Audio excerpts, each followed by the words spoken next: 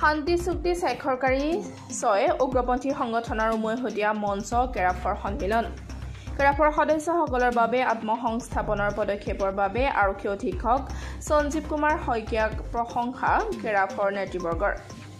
2021 চনত ভাৰত চৰকাৰৰ লগত শান্তি চুক্তি কৰি মূলসুঁতিলৈ ঘূৰি অহা 6টা কাৰ্বি বিদ্ৰোহী সংগঠনৰ এখন সন্মিলন আজি ডিফু টাউন হলত সম্পন্ন হয়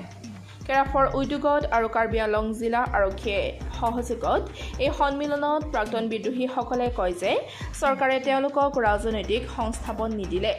কাৰ্বি আংলং জিলা আৰক্ষী অধীক্ষক সঞ্জীৱ কুমাৰ শইকীয়া আৰু অতিৰিক্ত আৰক্ষী সঞ্চালক প্ৰধান হিৰেনাথৰ প্ৰচেষ্টাত তেওঁলোক এতিয়া কৃষি আৰু পশুপালনেৰে স্বাৱলম্বী হোৱাৰ বাটত কাম কৰিছে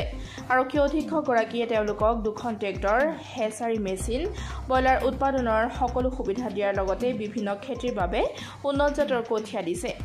উল্লেখ্য যে ইতিমধ্যে ডিফুৰ বজাৰ এতিয়া প্ৰাক্তন বিদ্ৰোহীসকলে উৎপাদন কৰা ব্ৰইলাৰে দখল কৰিছে KLNLFৰ বাহিৰে আন বিদ্ৰোহী সংগঠনৰ নেতা কেদাৰে চৰকাৰে দিয়া মাহেকীয়া 6000 টকা নোপোৱা আৰু পুৰণি কেছসমূহে তেওঁলোকক জ্বলা-কলা খুৱাইছে বুলি কয় সংবিজিত ইংতি কাঠাৰ পি দিল্লীৰ পৰা সকলো উপস্থিত থকা সভাখনত কাৰ্বিতে ভাষণ দি আৰক্ষী অধীক্ষক শইকীয়াই সৰু সৰু কেছসমূহ চৰকাৰে শেষ কৰিব বুলি কৈ প্ৰাক্তন বিদ্ৰোহীসকলক লৈ এক সেউজ বিপ্লৱ কৰাৰ সংকল্পৰ কথা দোহাৰে ডিফুৰ পৰা সাইদুল ইছলামৰ ৰিপৰ্ট পাব্লিক টিভি অসম আজি কাৰ্বি 6টা সংগঠনৰ এটা অনুষ্ঠান আছে কেৰাফ বুলি এই সংগঠনৰ অনুষ্ঠানটোৱে তেওঁলোকে এখন মিটিং সকলো সদস্যৰ মিটিং এখন আহ্বান কৰিছিলে আমি অনুৰোধ কৰিছিলোঁ এই মিটিংখন কৰিবলৈ যাতে কাৰ কি অভিযোগ আছে কাৰবাৰ কিবা অসুবিধা আছে সেইবিলাক আমি জানিব পাৰোঁ সেইসকলক আমি আজি সবৰ লগত ইণ্টাৰেক্ট কৰিলোঁ কৰি আমি দেখা পালোঁ যে কিছু মানুহৰ যে পেন কাৰ্ডে নাই কিছুমানৰ আধাৰ কাৰ্ডে নাই গতিকে সেইবিলাক আমি কেনেকৈ তেওঁলোকক যোগান ধৰিব পাৰোঁ কি ব্যৱস্থা কৰিব পাৰোঁ সেই এটা আমি ব্যৱস্থা ল'বলৈ চেষ্টা কৰিছোঁ আৰু তেখেতসকল আত্মনিৰ্ভৰ হ'বৰ কাৰণে কি আৰু নতুন চেষ্টা কৰিব পাৰি আমি যেনেকৈ খেতিপথাৰত তেওঁলোকক সহায় কৰিবলৈ আমি বিচাৰিছোঁ আমি ট্ৰেক্টৰ ইতিমধ্যে ADG SB ছাৰৰ সহায়ত আমি 2খনকৈ ট্ৰেক্টৰ আমি আনি ইতিমধ্যে তেখেতসকলক দিছোঁ যাতে তেওঁলোকৰ সদস্যসকলৰ খেতিত সুবিধা হয় চিট তেখেতসকলক আমি ব্যৱস্থা কৰি দিছোঁ পল্ট্ৰি ফাৰ্ম তেখেতসকলক আমি ব্যৱস্থা কৰাই দিছোঁ হেচিং ইউনিট তেখেতসকলক অলৰেডি দিয়া হৈছে তেখেতসকলে সদস্যক বিতৰণ কৰিছে ইতিমধ্যে আৰু এই প্ৰক্ৰিয়াটো আৰম্ভ হৈছে গতিকে এটা সময়ত গৈ পেলাই হয়তো এনেকুৱা হ'ব যে কাৰ্বি আংলঙত তেওঁলোকে মেজৰ পল্ট্ৰি ছাপ্লায়াৰ হিচাপে হয়তো প্ৰতিষ্ঠা হ'ব পাৰিব ঠিক তেনেকৈ বাঁহ বেতৰো কিছু কামত আমি আগবঢ়াবলৈ তেখেতসকলক চেষ্টা চলাই আছোঁ নৰ্থ ইষ্ট বেম্বো কেন ডেভেলপমেণ্ট কাউন্সিলৰ পৰা আমি কিছু সাহায্য আনিছোঁ ঠিক তেনেকৈ আমি বিভিন্ন ধৰণৰ বেলেগ স্কিম আনি পেলাই তেখেতসকলৰ সদস্যসকলক যাতে কৰ্মত নিয়োজিত কৰিব পাৰে তাৰে আমি প্ৰচেষ্টা চলাই আছোঁ তেখেতসকলে ষ্টেজত পাব্লিক মিটিঙত কৈছে যে ইমানখিনি আৰক্ষী আহিব মানে আপোনাৰ নিচিনা আগবাঢ়ি অহা নাই আৰু এই ক্ষেত্ৰত কি ক'ব আৰু ছাৰ কেদাৰ চুবলে কৈছে যে কিছুমান কেছৰ কথা কৈছে এইবোৰ মানে কেনেকুৱা ধৰণৰ কি যি কৈছে আৰক্ষী অধীক্ষকে সকলোৱে কাম কৰিছে এনেকুৱা নহয় মই কৰিছোঁ বুলি সকলোৱে কৰিছে হয়তো সকলোৰে ধাৰণটো বেলেগ ধৰণৰ সময় অনুসাৰে কামটো বেলেগ ধৰণে কৰি গৈছে সকলোৱে গতিকে মোৰ ভাগত এইখিনি পৰিছে কাৰণে মই চেষ্টা চলাইছোঁ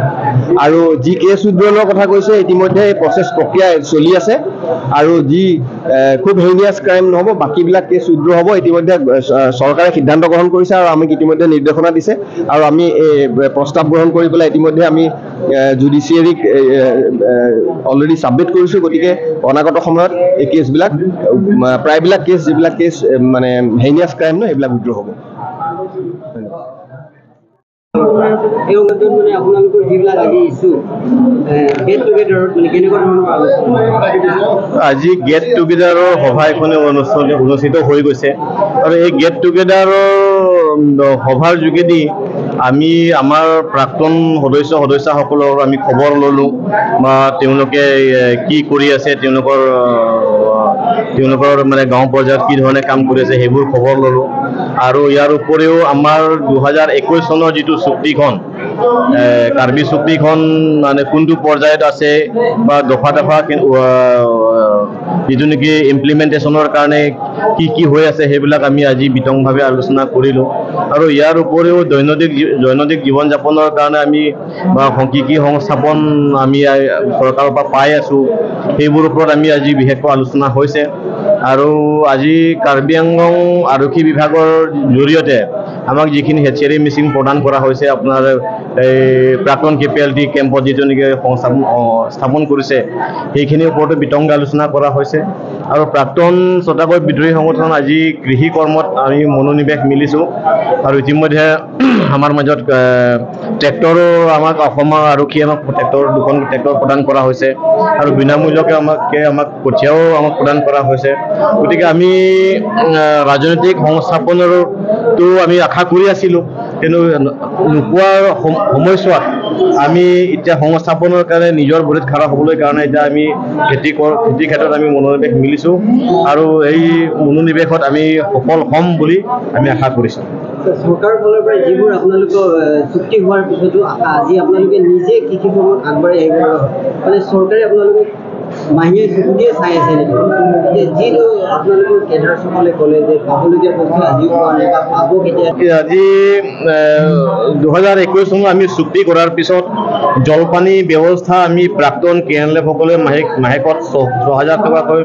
আমি পাই আছোঁ জলপানীৰ ব্যৱস্থা কিন্তু বাকী 5টাকৈ প্ৰাক্তন কাৰ্বি বিদ্ৰোহী সংগঠন তেওঁলোকে আজিলৈকে জলপানীৰ ব্যৱস্থা পোৱা নাই এইটোৰ ওপৰতো আমি আজি বিতংভাৱে আলোচনা কৰা হৈছে আৰু যোৱা মে' মাহৰ 29 তাৰিখে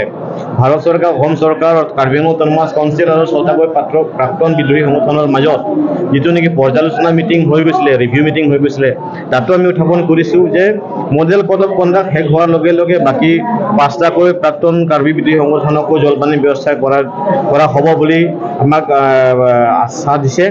আৰু ইয়াৰ উপৰিও আমাৰ প্ৰাক্তন বিদ্ৰোহী সংগঠনসকলৰ যিবিলাক কেছটোৱে বাৰুকৈ আমাক আমনি কৰি আছে সেই কেছখিনিও উইথড্ৰয়েলৰ ক্ষেত্ৰত এখন স্ক্ৰিনিং কমিটি ইতিমধ্যে ৰাজ্যিক পৰ্যায়ত বহিছে বুলি আমাক জানিবলৈ দিছে আৰু এই স্ক্ৰিনিং কমিটিয়ে মানে বহুতখিনি কেছ এতিয়া যিকোনো পেণ্ডিং কেছ আছে সেইবিলাক পেণ্ডিং কেছবিলাক এতিয়া ৰিভিউ কৰি আছে তেওঁলোকে আৰু অতি কম সময়ৰ ভিতৰত বাকী পেণ্ডিং কেছবিলাকো মানে উইথড্ৰয়েল হৈ যাব বুলি আমি আশা কৰিছোঁ ইলেকশ্যনৰ আগে এনেকৈ মিটিং কৰি পেলাই আশ্বাস দিয়ে আপুনি কোৱা নিচিনা মানে আপোনালোকে ব্যৱহাৰ কৰি আছে নেকি চব ব্যৱহাৰ কৰা বুলিতো আমিতো হোৱা নাই কাৰণ আমি এতিয়া ভাৰতীয় জনতা পাৰ্টিৰ মানে আমি এতিয়া আমি মানে কি ক'ম এতিয়া ৱৰ্কাৰ হয় আমি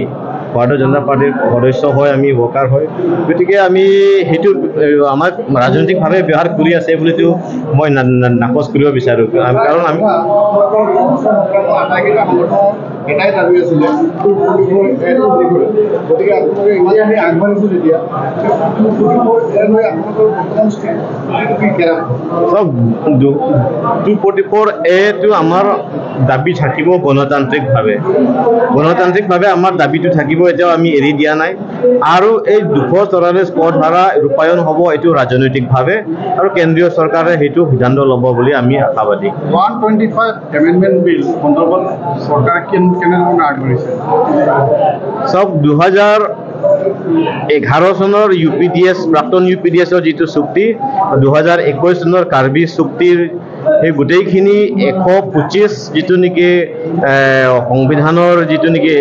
কিবা এমেণ্ডমেণ্ট তাতেই বস্তুখিনি সোমাই আছে আৰু সেইটো ইতিমধ্যে মেঘালয় আৰু মিজোৰাম ত্ৰিপুৰাত দুই এটা সমস্যা থকাৰ কাৰণে পাৰ্লিমেণ্টত অৱশ্যে প্লেচ কৰিব পৰা নাই চাগৈ মই ইমানকে সেইটো দকে মই ক'ব নোৱাৰিম কিন্তু মই যিখিনি জানো আৰু অতি কম সময়ৰ ভিতৰত এইটো সেইখিনি সমস্যাৰ সমাধান হ'ব বুলি আমি আশা কৰিছোঁ